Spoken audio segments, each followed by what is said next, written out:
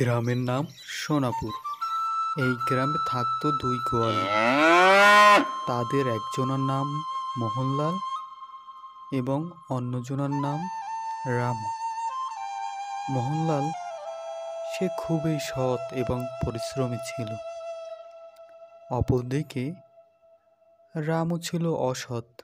সে সব সময় মিথ্যা কথা বলতো এবং মিথ্যা কথা বলে মোহনলালের চেয়ে বেশি পরিমাণে দুধ বিক্রি করত। বাজারে যে জায়গাটায় দুধ বিক্রি করা হতো ওই জায়গাটা ছিল রামুর পূর্বপুরুষের। রামু যখন দেখত মোহনলালের দুধ বিক্রি তার চেয়ে ভালো পরিমাণে হচ্ছে, তখনই মোহনলালকে উঠিয়ে দিত।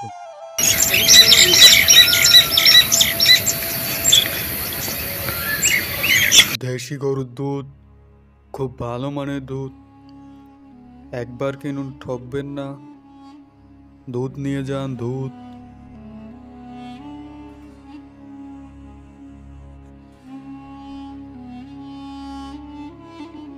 এই যে ভাই, আমাকে এক পোয়া দুধ দাও তো।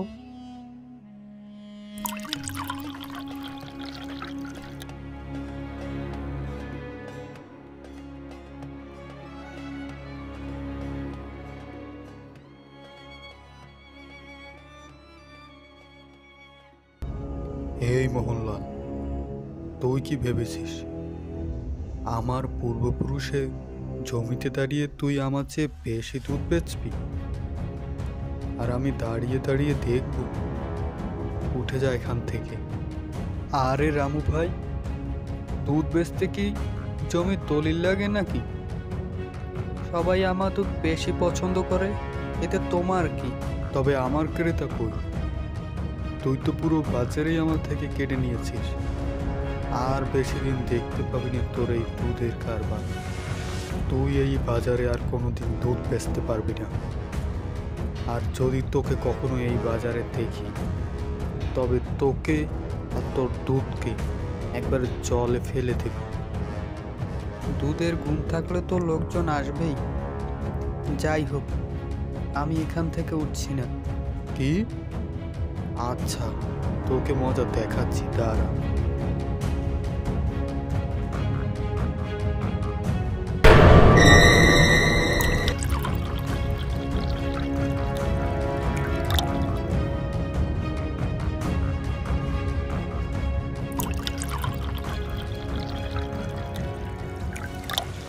ঠিক আছে রামু ভাই, তবে মনে রেখো, খারাপ দুধের গন্ধ দূর করতে বেশি দিন লাগে না। সবাই একদিন না একদিন আসল স্বাদ বুঝেই যাবে।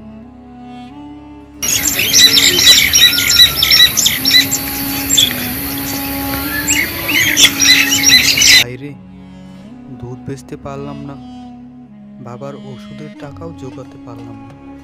কি করে বলবো বাবাকে? বাড়িতে তো খাবারও নেই খাওয়ার জন্য। বাবা তো কিছু জানে না। ওষুধ আনতে পারিনি বলে যদি বাবার শরীরটা আবার খারাপ করে।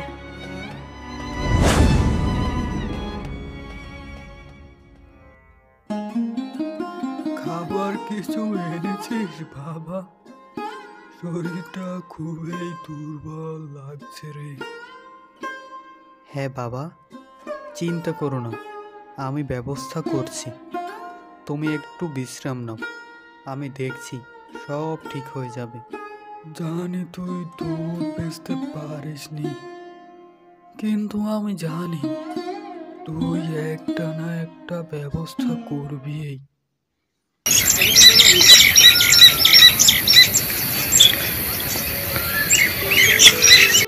আমি হাল ছাড়বো না। বাবার জন্য ওষুধ আর খাবার জোগাড় করতেই হবে। কোনো না কোনো উপায় বের করতেই হবে, আজ হোক বা কাল হোক। বাবা যেন আর এই কষ্ট আর না পান।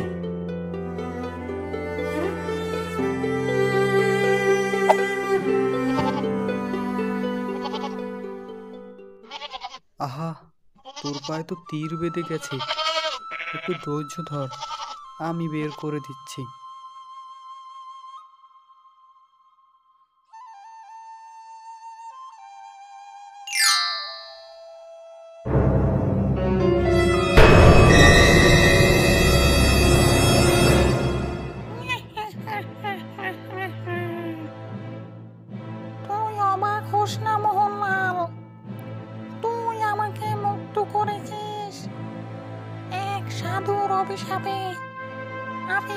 যুগের পর যুগ ধরে এই ছাগলের রূপে বন্দি ছিলাম।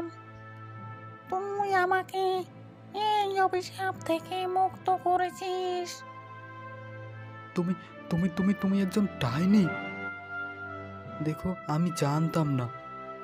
আমি তো শুধু একে সাহায্য করতে চেয়েছিলাম। তোর এই সাহায্য আমি আমার আবার আগের রূপে ফিরে এসেছি। আমি তো এই ঋণ কোনোদিনই ভুলব না।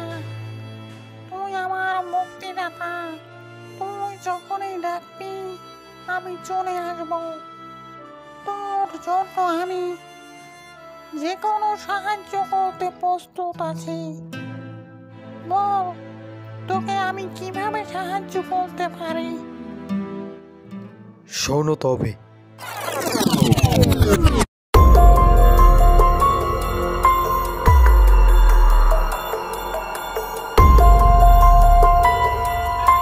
এই ব্যাপার, এই নে তবে। এই দেখ, তোর জন্য উপহার। এই গরুটি তোর সব সমস্যার সমাধান করে দেবে। দেখছিস, এর গায়ের রং একেবারে বাঘের মতো। এটা কি সত্যিই একটা গরু? বাঘের মতো দেখতে? এমন গরু আমি আর আগে কখনো দেখিনি। এটা একটা বিশেষ গরু। প্রতিদিন এই গরু থেকে অনেক অনেক দুধ পাবি। তবে মনে রাখিস, তুই এই দুধের কখনো সরাসরি বিক্রি করতে পারবি না। যদি বিক্রি করিস তবে সর্বনাশ হয়ে যাবে। তুই ধ্বংস হয়ে যাবি। কিন্তু তাহলে আমি কিভাবে দুধের ব্যবহার করব?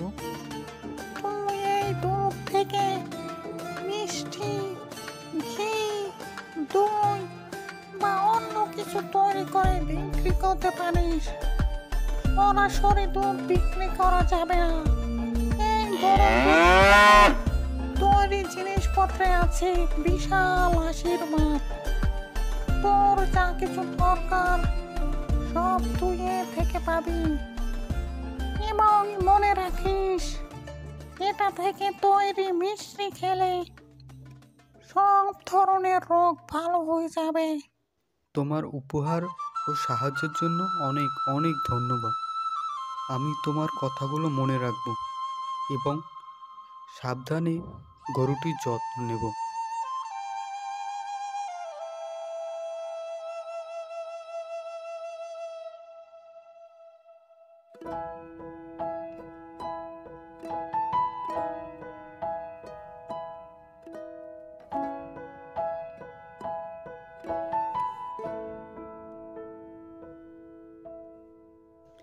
এই মোহনলাল এত বড় লোক হলো কিভাবে?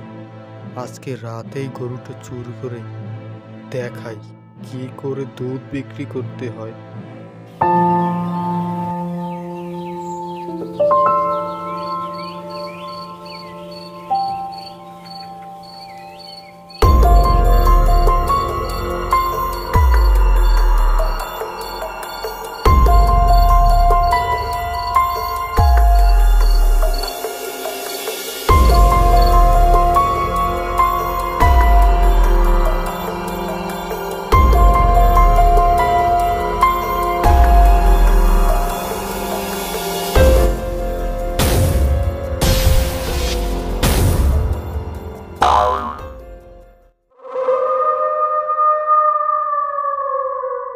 শোনো শোনো শোনো, আমাদের জমিদার মশাইয়ের স্ত্রী খুবই অসুস্থ।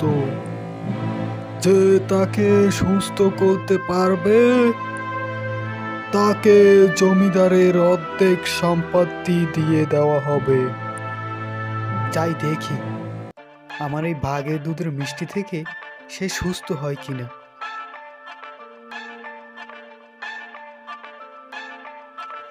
তারপর মোহনলাল তার মিষ্টি নিয়ে জমিদার বাড়িতে যায় এবং জমিদারের স্ত্রীকে মিষ্টি দেওয়ার সাথে সাথে সে সুস্থ হয়ে যায়। এরপর জমিদার মশাই মোহনলালকে একটি বাড়ি এবং তার অর্ধেক সম্পত্তি দিয়ে দেয়। এরপর মোহনলাল এবং মোহনলালের বাবা সুখে শান্তিতে বসবাস করতে থাকে। বন্ধুরা, এরকম মজার মজার কার্টুন পেতে চ্যানেলটি অবশ্যই সাবস্ক্রাইব করে রাখো।